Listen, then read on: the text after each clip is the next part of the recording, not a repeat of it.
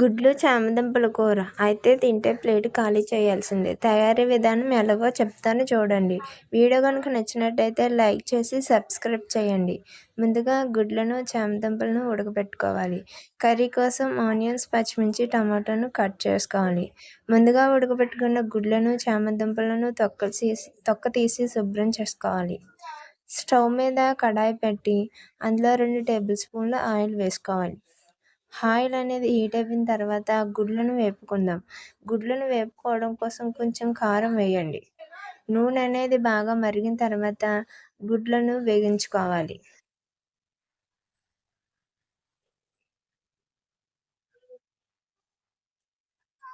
గుడ్లు అనేవి బాగా వేగిన తర్వాత వాటిని ఒక బౌల్లోకి తీసేసి అదే మరిగిన నూనెలో 2 కోసిన పచ్చిమిరపకాయలను యాడ్ చేయాలి.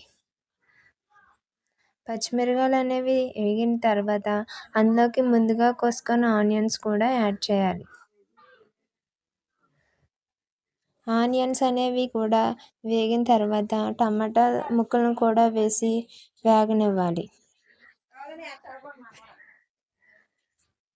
టమాటాలు, ఆనియన్స్, పచ్చిమిర్చి బాగా వేగిన తర్వాత అందులోకి ముందుగా ఉడికించి పెట్టుకున్న చామదుంపలను కూడా వేయాలి.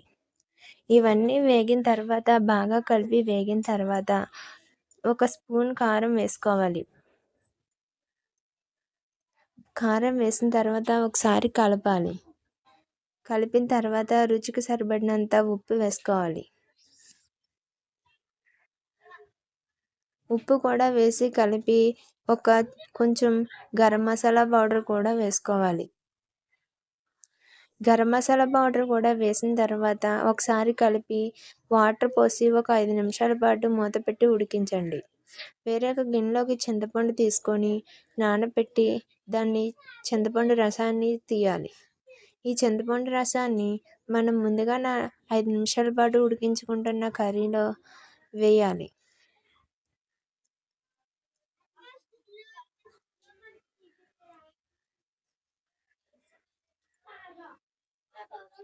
చింతపండు రసం వేసిన తర్వాత ఒకసారి కలిపి మూత పెట్టి ఒక 5 నిమిషాల పాటు ఉడికించాలి.